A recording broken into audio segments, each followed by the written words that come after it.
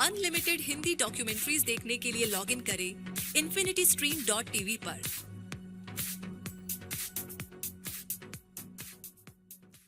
रात के समय खुले आकाश में ये टिमटिमाते तारे जो पूरे आकाश में मोतियों की तरह बिखरे हुए हैं, ये मानव को शुरू से ही आकर्षित करते हुए आए हैं। इस ब्रह्मांड में फैली अरबों आकाश गंगाएं और उनके बिखरे अरबों आकाश गंगाओं का ये विशाल ब्रह्मांड हमेशा से ऐसा नहीं था। इस विशाल और रहस्यों से भरपूर ब्रह्मांड का जन्म एक रोमांचकारी और रहस्यमयी घटना बिग बैंग से हुआ था। शुरुआत से ही मनुष्य ने अपनी कल्पना शक्ति और विज्ञान की सहायता से इसके रहस्यों को जानने की कोशिश की है। कभी मनुष्यों को लगता था कि ये आकाश भगवान ने बनाया है, इसे भगवान अपनी मर्जी से चलाता है और पूरे ब्रह्मांड पर शासन करता है।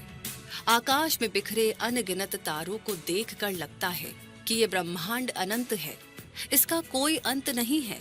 जब विज्ञान अपनी शैशव अवस्था में था, तब लगता था कि ना तो इस ब्रह्मांड का कभी जन्म हुआ था और ना ही आने वाले समय में ये कभी खत्म होगा।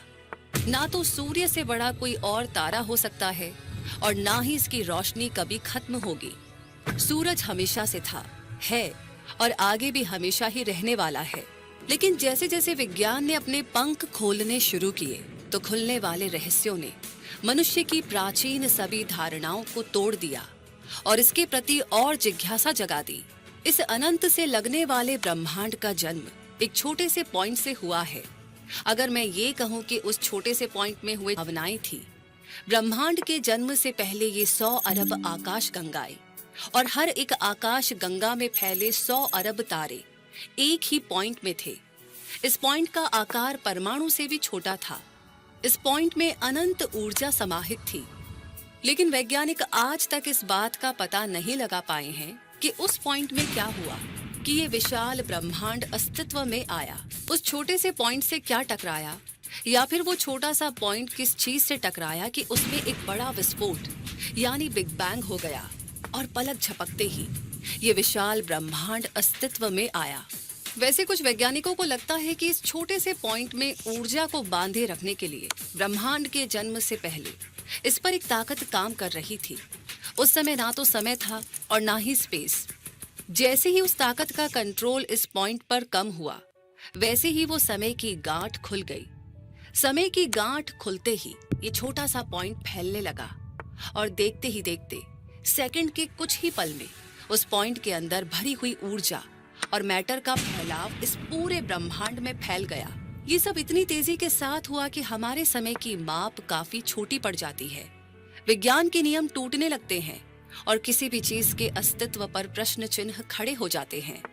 मानव अपनी दैनिक गतिविधियों को समय के हिस्सों, सेकंड, मिनटों और घंटों में बांटता है, लेकिन ब्रह्मांड के निर्माण और उसके फैलाव के लिए ये समय सीमा काम नहीं आती। क्योंकि अगर हम इस ब्रह्मांड के फैलाव का समय देखें, तो ये सेकंड के 1 अरबवें हिस्से में ही इतना फैल गया है कि जितना ये 13 अरब 80 करोड़ सालों में भी नहीं फैला। ब्रह्मांड के जन्म के समय ये प्रकाश की गति से भी तेज फैला। तो क्या आइंस्टाइन का सिद्धांत गलत था कि इस ब्रह्मांड में कोई भी चीज प्रकाश की गति से तेज नहीं चल सकती? क्या फिजिक्स के नियम टूट गए थे? तो इसका जवाब ये है कि समय के इस रूप को और ब्रह्मांड के जन्म से फैलाव के बीच के समय को मापने की इकाई को प्लैंक टाइम कहते हैं। बिग बैंग के बाद ऐसा लगा कि जैसे ये ब्रह्मांड हर जगह अचानक से पैदा हो गया हो। पूरा ब्रह्मांड शुद्ध ऊर्जा से भर गया और ब्रह्मांड के जन्म से पहले पॉइंट में उपस्थित शक्तियां जम गई और नए नए रूप में सामने आने लगी। ये बिल्कुल ऐसा था जैसे पानी की भाप तरल में बदल जाती है। इसके बाद तरल पानी ठोस बर्फ में बदल जाता है। ब्रह्मांड के फैलने के बाद शक्तियों के जमने की घटनाओं ने इस ब्रह्मांड के निर्माण के लिए सबसे जरूरी ताकत ग्रेविटी का जन्म हुआ। इस ग्रेविटी के कारण इस पूरे ब्रह्मांड में फैली सभी चीजें एक दूसरे के साथ जुड़ी हुई हैं। हमारा सौर मंडल इस ग्रेविटी के बलबूते पर चलायमान है, तो जीवन की संभावनाएं भी इसी ग्रेविटी के कारण पनपी हैं। इसी ग्रेविटी के कारण ब्रह्मांड में यहाँ वहाँ फैला ऊर्जा का अनंत भंडार पास पास आने लगा और फिर शुरू हुआ ब्रह्मांड में निर्माण का सिलसिला। ये सब इतनी तेजी के साथ हो रहा था कि अभी 1 सेकंड भी पूरा नहीं हुआ था समय के बहुत ही छोटे छोटे से हिस्से में ये निर्माण प्रक्रिया शुरू हो रही थी। ये इतनी परफेक्शन के साथ शुरू हुई कि यदि जन्म लेने वाली ग्रेविटी का मान निर्माण के लिए ना तो ज्यादा था और ना ही कम, यदि इस ताकत का मान थोड़ा भी ज्यादा होता तो अभी अभी हुआ बिग बैंग विस्फोट फिर से जन्म लेता और कुछ ही प्लैंक टाइम में अनेकों बिग बैंग हो जाते और खत्म हो जाते। इस तरह से जीवन की संभावनाएं भी खत्म हो जाती। यदि ग्रेविटी का मान थोड़ा भी कम होता तो बिग बैंग लगातार बनता रहता और एक पॉइंट में ही वापस सिकुड़कर रह जाता। हर पल नया बिग बैंग पनपता और कुछ ही प्लैंक टाइम में फिर से पॉइंट बन जाता। तो ऐसे ही लगातार ये प्रक्रिया चलती रहती और ये ब्रह्मांड लगातार ठंडा होते हुए अंत में खत्म हो जाता। एक बार फिर से जीवन की संभावनाएं खत्म हो जाती हैं। ये ब्रह्मांड बनता, फैलता, बिखरता रहता। ग्रेविटी के जन्म के बाद ब्रह्मांड का तापमान तेजी से कम होने लगा। अभी भी जीवन की संभावनाओं के लिए जरूरी एटम का जन्म नहीं हुआ था। इसके लिए न्यूक्लियर फोर्स की आवश्यकता थी। यदि न्यूक्लियर फोर्स नहीं होता तो एटम के न्यूक्लियर बिखर जाते और ब्रह्मांड में डीएनए जैसी संरचना नहीं बन पाती। प्लैंक टाइम के 1 करोड़वें हिस्से में ब्रह्मांड का तापमान काफी कम हो गया था और इस समय एक नई ताकत, स्ट्रॉन्ग फोर्स और फॉक्चर्ड सुपर फोर्स का जन्म हुआ।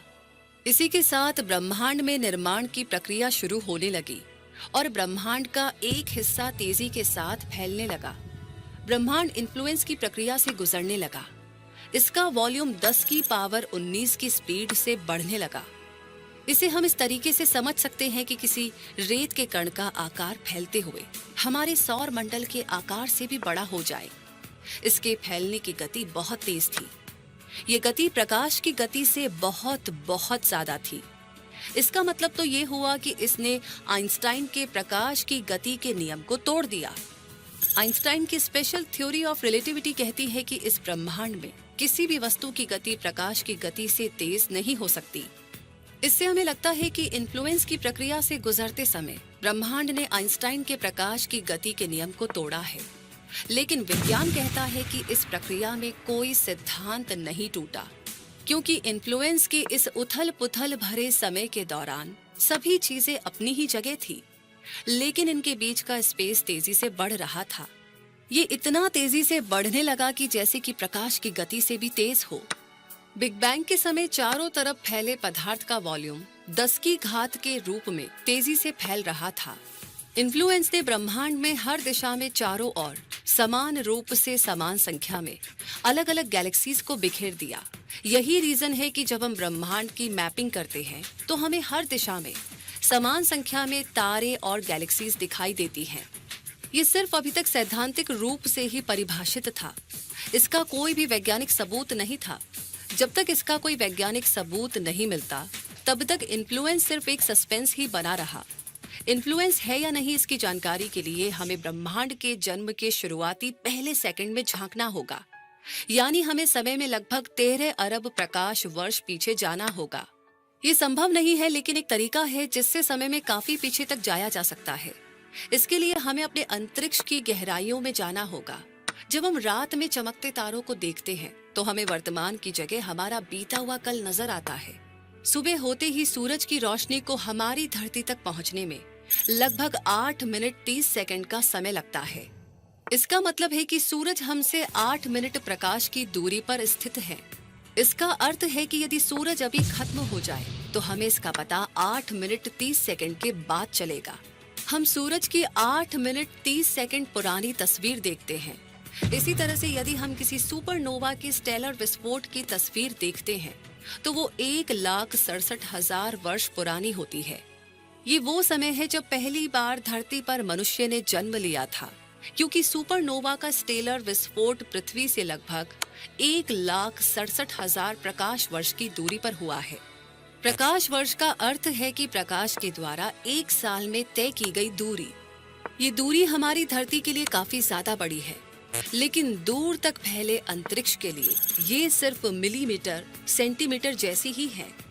प्रकाश एक सेकंड में लगभग 3 लाख किलोमीटर की दूरी तय करता है और इस हिसाब से प्रकाश एक साल में लगभग 9.461 ट्रिलियन किलोमीटर की दूरी तय करता है।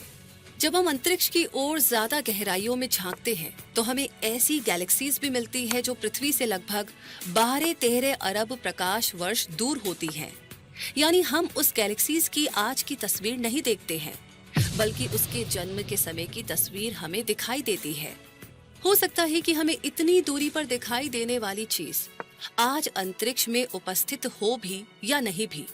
ये बिल्कुल किसी साइंस फिक्शन मूवी के सीन जैसा ही लगता है, या फिर कहे कि हमारे पास अपने अतीत में झांकने की एक टाइम मशीन है जो हमें ब्रह्मांड के जन्म के बाद की तस्वीर दिखाती है।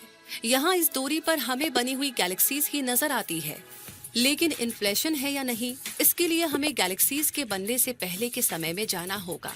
लेकिन ये संभव नहीं लगता, क्योंकि अंतरिक्ष में स्थित हबल टेलीस्कोप इतनी ही दूरी तक देख सकती है। हबल टेलीस्कोप में ब्रह्मांड का ऐसा ही इलाका नजर आता है जहां पर तारों और गैलेक्सीज के भंडार है।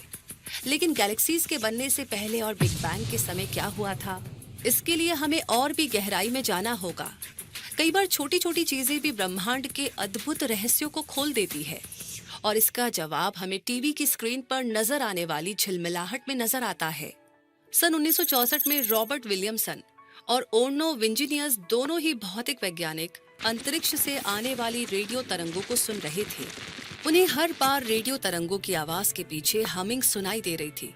दोनों ने सोचा कि ऐसा शायद रिसीवर में जमी हुई कबूतरों की बीट के कारण हो रहा है। दोनों वैज्ञानिकों ने रिसीवर की सफाई कर दी ताकि अब और ज्यादा साफ तरीके से ब्रह्मांड से आने वाली रेडियो तरंगों को सुना जा सके।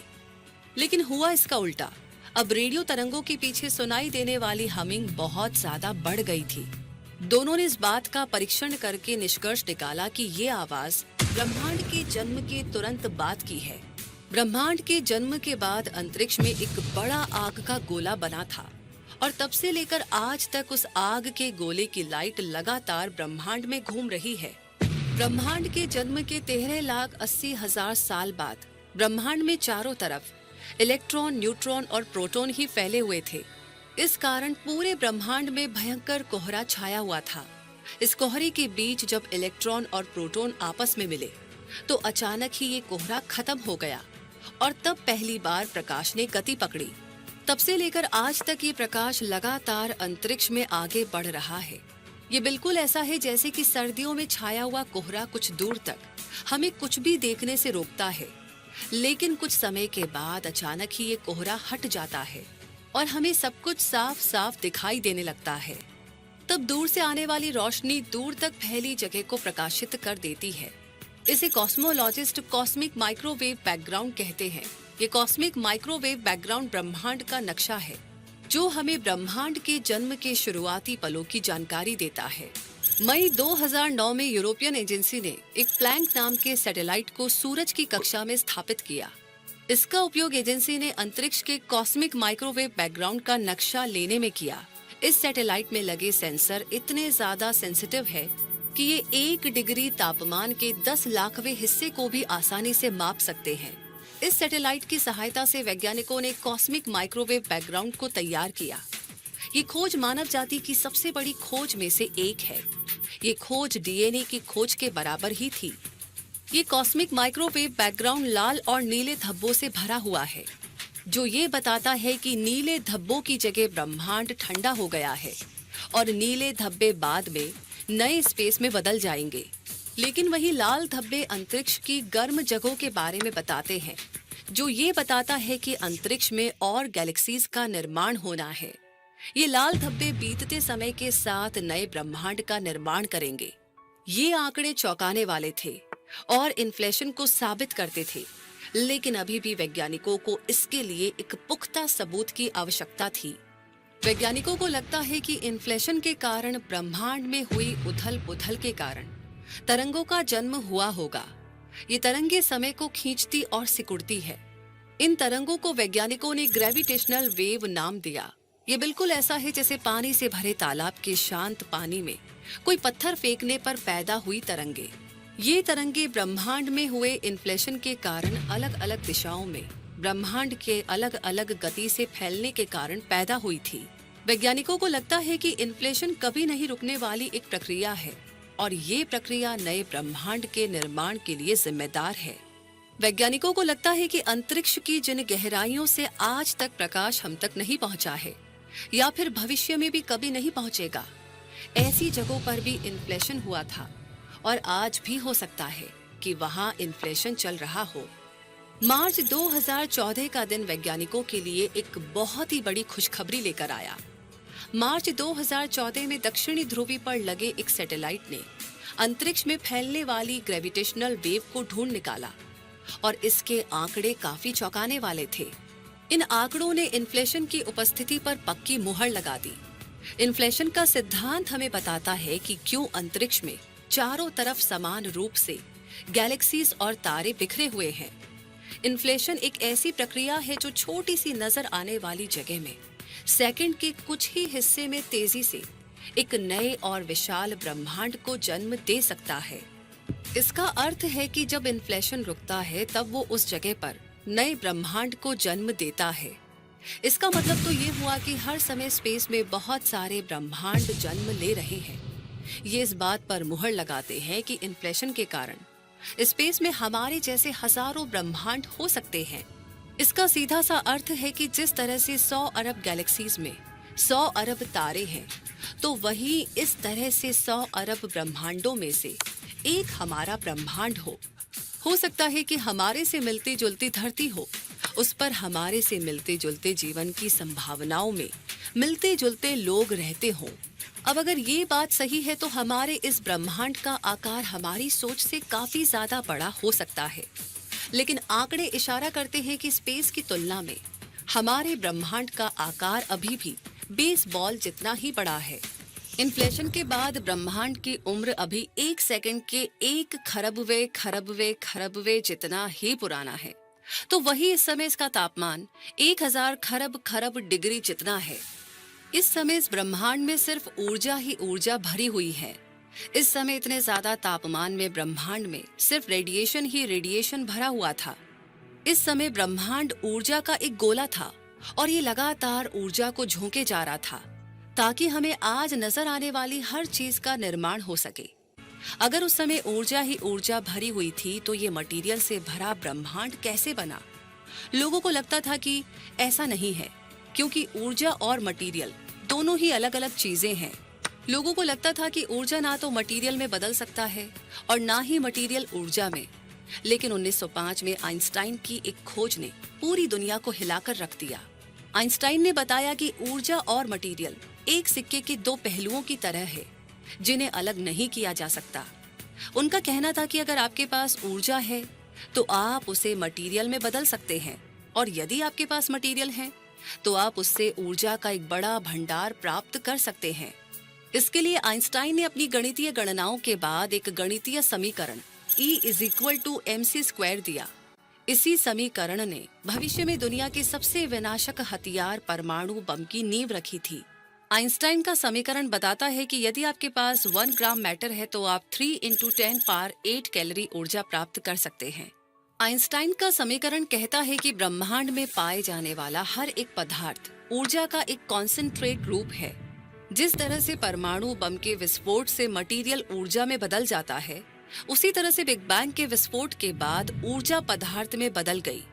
लेकिन क्या ये पदार्थ आज नजर आने वाले पदार्थ जैसा ही था? इसका जवाब है नहीं, क्योंकि आज नजर आने वाली चीजें शुरुआत में बने पदार्थों के संयोग से मिलकर बनी है। इसका मतलब है कि आज नजर आने वाले पदार्थ के निर्माण का एक बेस पदार्थ मौजूद था, जिसे वैज्ञानिक गॉड पार्टिकल कहते हैं। विज्ञान के सिद्धांत कही हुई बातों पर ही नहीं चलते, बल्कि ये तो प्रयोगों के आधार पर प्रमाणित होने से ही चलते हैं। गॉड पार्टिकल एक कल्पना मात्र था। यदि गॉड पार्टिकल का अस्तित्व था तो वैज्ञानिकों को इसके लिए पुख्ता सबूत चाहिए थे। पुख्ता सबूतों के लिए वैज्ञानिकों ने दुनिया का सबसे बड़ा प्रयोग ब्रुक हेवन नेशनल लेबोरेटरी में शुरू किया। यहाँ 4 किलोमीटर लंबी गोल सुरंग में वैज्ञानिक ब्रह्मांड के जन्म के 1 सेकंड के 10 लाखवें हिस्से में बनी परिस्थितियों को उत्पन्न करने की कोशिश करते हैं। यहाँ वैज्ञानिक 1 सेकंड में 78,000 बार बड़ी टक्कर करवाते हैं। टक्कर के बाद बड़ी मात्रा में कण पैदा होते हैं और इन कणों की संख्या कणों के टकराने की स्पीड पर निर्भर करती है। इन कणों को वैज्ञानिकों ने क्वार्क नाम दिया। जब वैज्ञानिकों ने इसका विश्लेषण किया तो पाया कि इस समय एक विशेष प्रकार का तरल बनता है, लेकिन उसका अस्तित्व ज्यादा समय तक नहीं रहता है। ये ऐसा तरल होता है जो आज से पहले कभी उपस्थित नहीं था। हो सकता है ये तरल ब्रह्मांड के जन्म के समय मौजूद रहा हो। इस तरल की खास बात ये है कि ये पानी के मुकाबले काफी अच्छे से बहता है। इस समय ब्रह्मांड में उपस्थित एक शक्ति स्ट्रॉन्ग फोर्स ने प्रोटॉन के साथ क्वार्क को जोड़ दिया और धीरे धीरे मैटर का निर्माण होने लगा। लेकिन इस समय बने मैटर का कोई मास नहीं था, जबकि आज के समय में उपस्थित मैटर में मास होता है। बिना मास के कोई भी मैटर प्रकाश की गति से दौड़ेगा और वो एक लाइट की तरह नजर आएगा। अब वैज्ञानिकों के लिए सबसे बड़ा सरदर्द मैटर का मास है कि जब ब्रह्मांड के जन्म के समय मैटर का कोई खास मान नहीं था, तो आज के ब्रह्मांड में मास आया तो कहां से आया? इसका जवाब दिया 1970 के दशक में पीटर हिग्स ने। उन्होंने बताया कि ब्रह्मांड में एक फील्ड काम करता है जिसे उनके सम्मान में हिग्स फील्ड कहते हैं। ये फील्ड ब्रह्मांड में दिखाई नहीं देता है, लेकिन इस फील्ड के कारण ही ब्रह्मांड में मास की उत्पत्ति होती है। पीटर हिग्स कहते हैं कि ब्रह्मांड में कणों की उपस्थिति बढ़ने से इस ब्रह्मांड में हिग्स फील्ड के साथ पदार्थ के निर्माण के बुनियादी कण आपस में जुड़ने लगे और उन कणों में मास पैदा होने लगा। हिग्स फील्ड के साथ कोई भी कण जितना ज्यादा जुड़ता है, उतना ही ज्यादा उसका मास बढ़ने लगता है। और यही रीजन है कि शुरुआती ब्रह्मांड के मुकाबले आज के ब्रह्मांड के कणों में मास की उपस्थिति है। अब विज्ञान के सामने एक नया प्रश्न खड़ा हो गया कि क्या बोसोन फील्ड मौजूद है या नहीं। इसके लिए वैज्ञानिकों ने CERN में दुनिया की सबसे बड़ी लैब और मशीन के साथ प्रयोग शुरू किया। इस प्रयोग को लार्ज हाइड्रोजन कोलाइडर यानी LHC कहते हैं। इस प्रयोगशाला का निर्माण जमीन से 300 फीट की गहराई में किया गया है। यहाँ 27 किलोमीटर लंबी कंक्रीट से बनी 2 सुरंगों से 2 प्रोटॉन बीम को टकराया जाता है और उनके बीच की टक्कर के बाद के निष्कर्षों का विश्लेषण किया जाता है। यहाँ लगभग 3800 वैज्ञानिकों की टीम काम करती है। इस बीम के सेंटर में हुई टक्कर से प्रोटॉन आपस में टकराकर अनेक कणों में बिखर जाते हैं। वैज्ञानिकों ने अनेकों बार इस प्रयोग को दोहराया, लेकिन वैज्ञानिकों को सफलता 14 मार्च 2013 में मिली। इस दिन वैज्ञानिकों ने घोषणा की कि उन्होंने प्रोटॉन की टक्कर के बाद एक ऐसा कण खोज निकाला है जो किसी भी कण के साथ मिलकर एटम और उसके मास का निर्माण करता है। वैज्ञानिकों के अनुसार ये एक ऐसा कण है जिसके बिना किसी भी मैटर की कल्पना नहीं की जा सकती, क्योंकि अगर किसी मैटर का मास नहीं होगा तो वह अस्तित्व में नहीं रहेगा और मैटर के मास के लिए इस कण का होना बहुत आवश्यक है। वैज्ञानिकों ने बताया कि अगर इस कण के बिना किसी मैटर में मास बन भी जाए तो एटम का निर्माण नहीं हो सकता और बिना एटम के किसी भी चीज का अस्तित्व संभव नहीं है। वैज्ञानिकों ने इस बुनियादी कण को हिग्स बोसोन नाम दिया और इसी हिग्स बोसोन को गॉड पार्टिकल्स के नाम से जाना जाता है। तो अब तक ब्रह्मांड सिर्फ 1 सेकंड पुराना ही था। ब्रह्मांड के निर्माण के लिए जरूरी 4 ताकतें, कमजोर nuclear force, gravity, electromagnetic force और ताकतवर न्यूक्लियर फोर्स का जन्म हो चुका था। ये चारों फोर्स मिलकर ब्रह्मांड का निर्माण करते हैं। ये चारों फोर्स कैसे मिले, इसके लिए वैज्ञानिकों को ऐसे तापमान की आवश्यकता थी जो इन चारों ताकतों को बांधने की ताकत रखती हो। इस बात का जवाब वैज्ञानिकों को साउथ पोल में लगे बाइसेक 2 टेलीस्कोप में मिला। इस टेलीस्कोप ने ब्रह्मांड में ऐसे तापमान को डिटेक्ट किया जो LHC से भी 1 करोड़ गुना ज्यादा गर्म था। ये तापमान चारों बलों को एक साथ बांधने की ताकत रखता था। अब ब्रह्मांड में मैटर ही मैटर फैल गया था, लेकिन इसी समय फिर से एक नई समस्या उत्पन्न हो गई। ब्रह्मांड में प्रोटॉन की टक्कर के बाद पैदा हुई ऊर्जा से मैटर और एंटी मैटर बने। दोनों ही प्रकृति में विपरीत थे और जब दोनों एक साथ मिलते तो एक दूसरे का अस्तित्व ही खत्म कर देते। अब ब्रह्मांड में अस्तित्व का भयानक युद्ध शुरू हुआ, लेकिन इस युद्ध में जीत मैटर की हुई और एंटी मैटर हार गया। यानी कि ब्रह्मांड में मैटर की संख्या ज्यादा थी और एंटी मैटर की संख्या कम, और इसी असंतुलन से हमारे ब्रह्मांड का जन्म हुआ। लेकिन एंटी मैटर और मैटर की संख्या असमान क्यों रही, इसका जवाब मिलना बाकी है और इसी के साथ अनेक ब्रह्मांड के रहस्य का खुलना भी बाकी है। ब्रह्मांड के जन्म के 1 सेकंड के बाद ही ब्रह्मांड का इतना विस्तार हो चुका था जितना कि पिछले 13 अरब सालों में भी नहीं हुआ है। ये पूरी कहानी ब्रह्मांड के जन्म के सिर्फ 1 सेकंड की कहानी है। अगर हम इसे शॉर्ट में समझे तो ये बस इतना सा है कि एक छोटे से गोले के विस्तार के बाद हुए भयंकर विस्फोट के कारण ग्रेविटी के जन्म के बाद स्ट्रॉन्ग फोर्स पैदा हुई। इसके बाद इन्फ्लेशन का उथल पुथल भरा दौर शुरू हुआ और देखते ही देखते हिग्स फील्ड और हिग्स बोसोन कणों का जन्म हो गया। इससे मैटर बने और मैटर में मास के बनने से परमाणुओं का निर्माण हुआ और फिर छिड़ा एक युद्ध मैटर और एंटी मैटर के बीच। दोनों के असंतुलन के कारण बना हमारा ये ब्रह्मांड। बिग बैंग के 3,80,000 साल बाद ब्रह्मांड के फैलने की गति काफी धीमी हो गई और अब ब्रह्मांड पहले के मुकाबले ठंडा होने लगा था। इसके बाद एलिमेंट्स के बनने का दौर शुरू हुआ, यानी जीवन के पैदा होने की संभावनाओं ने आकार लेना शुरू किया। पहले एलिमेंट से हाइड्रोजन और हीलियम जैसे परमाणु बने, जो लिथियम जैसे परमाणुओं में बदलने लगे। ब्रह्मांड लगातार बनने लगा। बिग बैंग के 100 मिलियन सालों के बाद पहली बार हमारे इस ब्रह्मांड में सुपरनोवा का विस्फोट हुआ और इससे पहली बार ब्रह्मांड में तारों का जन्म हुआ। अब ब्रह्मांड तारों से भरा इलाका था। ब्रह्मांड लगातार अपने आप को विकसित कर रहा था और लगातार ठंडा हो रहा था। ये काफी धीरे चलने वाली प्रक्रिया का हिस्सा था। अब ब्रह्मांड में जिधर भी नजर डाले उधर तारों का झुंड नजर आता था। ब्रह्मांड में काम करने वाली 4 ताकतों ने बिग बैंग के 500 मिलियन साल के बाद काफी धीमी प्रक्रिया के बाद गैलेक्सीज का निर्माण करना शुरू कर दिया। लेकिन जीवन अभी भी बहुत दूर था, क्योंकि जीवन की संभावनाओं के लिए बुनियादी तापमान अभी भी काफी दूर था। बिग बैंग के 4 बिलियन सालों के बाद प्लैनेट्स यानी कि ग्रहों के बनने की प्रक्रिया शुरू हुई और बिग बैंग के 9 बिलियन सालों के बाद पहला सोलर सिस्टम नजर आया, जिसमें एक तारे के चारों ओर बहुत सारे प्लैनेट चक्कर लगा रहे थे। लगभग 13 बिलियन सालों के बाद आज जैसी परिस्थितियों से भरा अद्भुत ब्रह्मांड नजर आया। जब रात में खुले आकाश में नजर दौड़ाते हैं तो ये हमें बताता है कि अभी मेरे अंदर बहुत कुछ ऐसा है जो पता चलने पर आपको आश्चर्य से भर देगा, आपको रोमांच